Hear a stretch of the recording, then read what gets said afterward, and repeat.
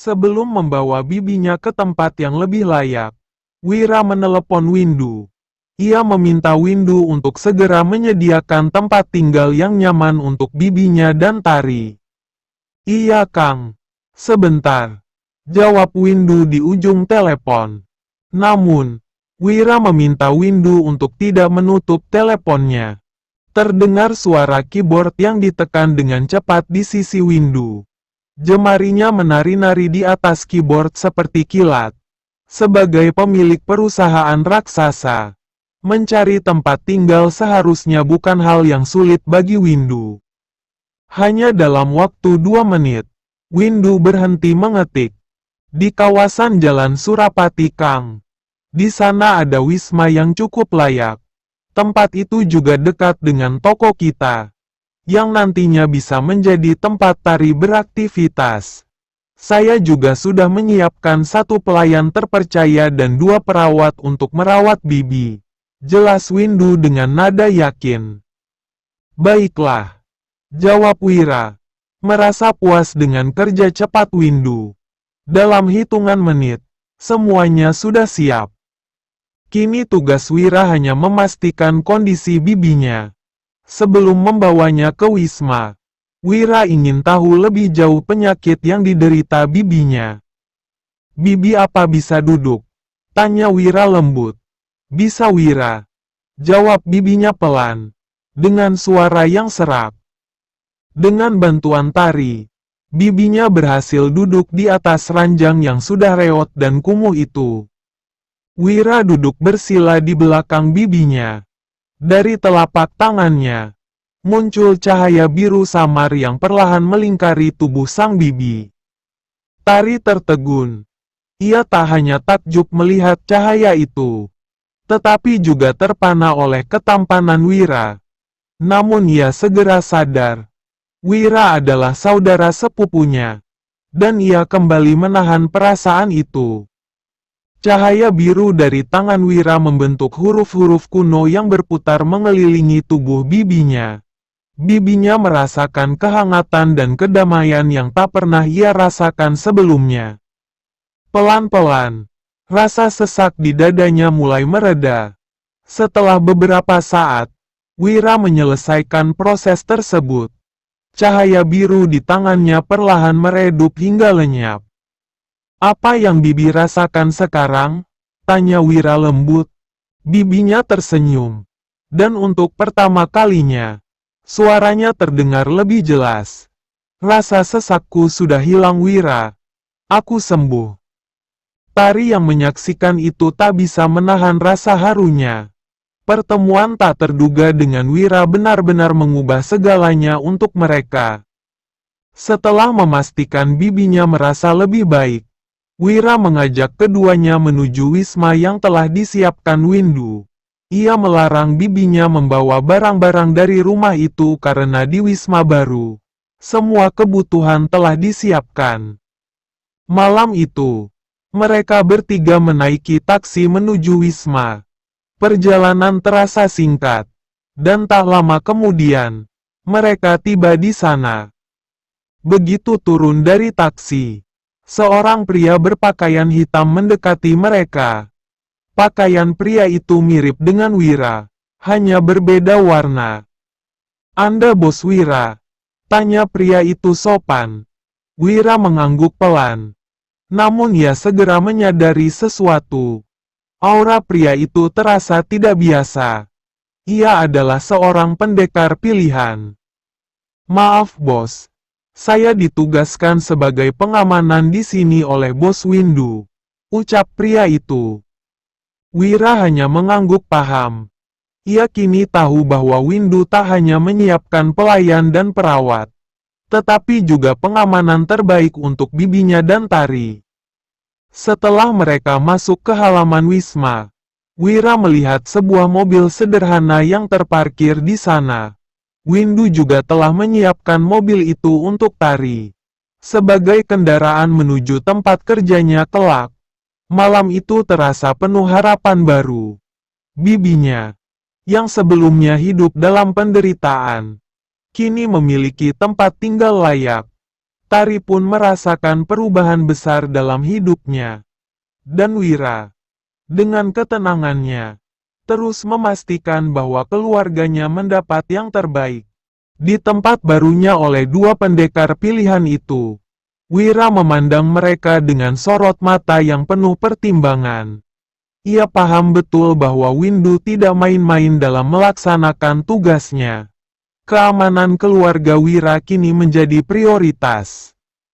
Baik, pastikan kalian menjalankan tugas dengan baik. Jangan biarkan siapapun mengganggu mereka, ucap Wira dengan suara tenang namun penuh wibawa. Dua pria itu segera memberi hormat, menundukkan kepala tanda mengerti perintahnya.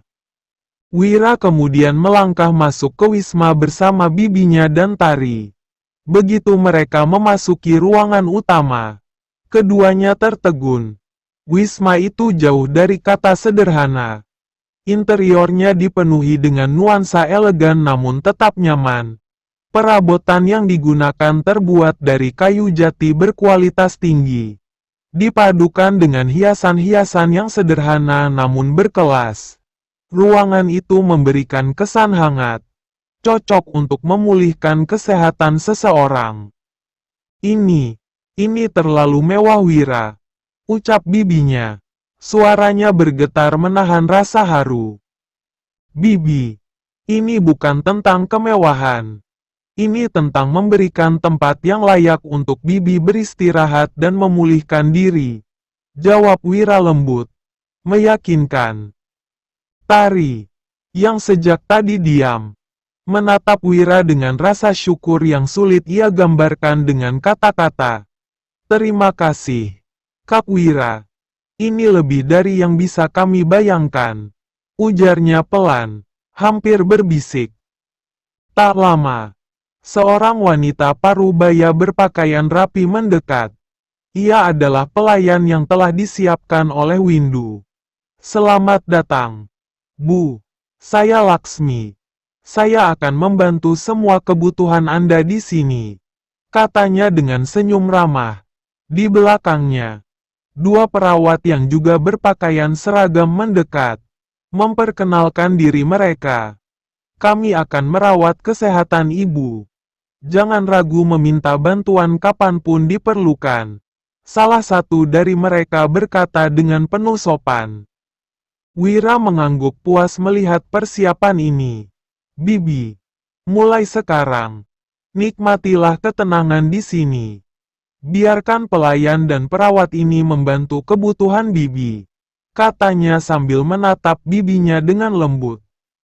Namun sebelum Wira pergi, ia mendekati kedua pendekar yang berdiri berjaga di luar. Ia memandang mereka dengan tajam, memperhatikan aura yang mereka pancarkan. Kalian berasal dari perguruan mana? Tanya Wira. Suaranya datar namun tegas.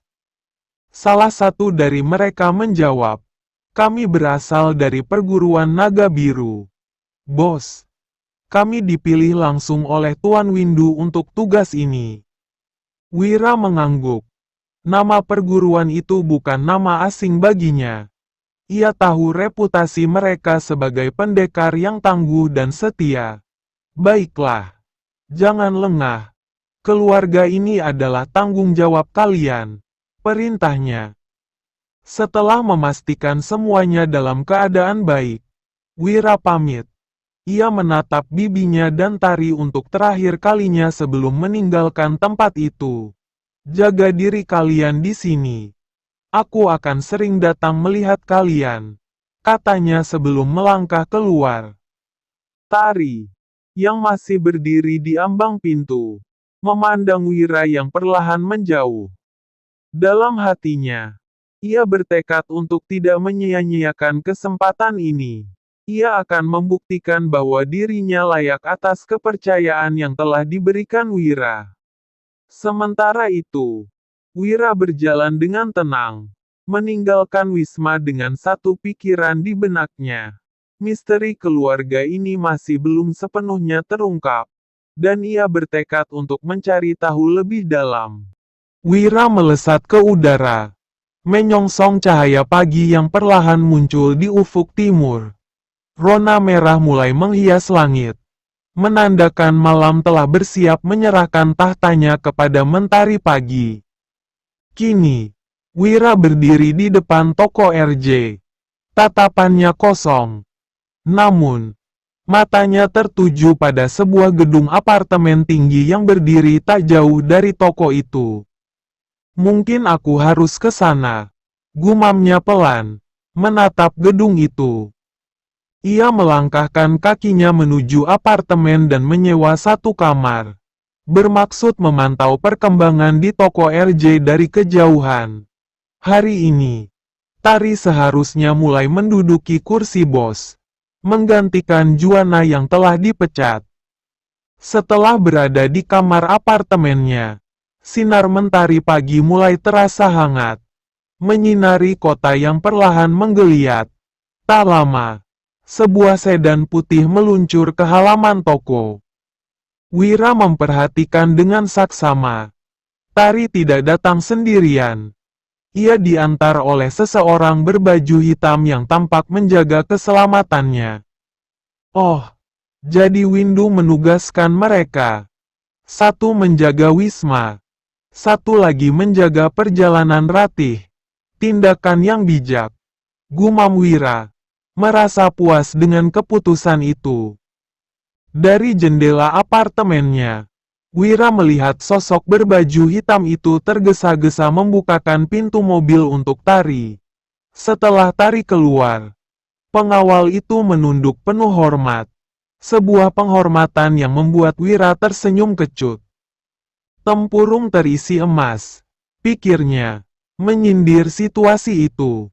Saat Tari melangkah masuk, Wira memperhatikan bagaimana para karyawan toko segera berdiri dan memberikan salam hormat. Namun, dari dalam toko, Juana muncul. Masih menyisakan sisa-sisa keangkuhannya. Ia berjalan dengan Dione yang matanya terlihat bengkak akibat menangis semalaman. Tari, panggil Juana lantang, menghentikan langkah Tari. Tari hanya diam, menatap Juana tanpa ekspresi. Aku yang menerimamu bekerja di sini. Dan sekarang, kau ingin merebut posisiku. Di mana jiwa kemanusiaanmu? Kau ini kacang lupa kulit, bentak Juana dengan emosi membara. Namun, ajudan Tari maju. Tak terima tuannya dihina seperti itu. Juana, sadar dirilah. Seandainya Nyonya Tari tidak bekerja di sini, kedok busukmu akan tetap tersembunyi. Ucap ajudan itu tegas. Ia melanjutkan dengan nada yang lebih tajam. Dan sebelum kau menerima Nyonya Tari, Bos Windu sudah menerimanya. Semua ini sudah diatur oleh Bos Windu.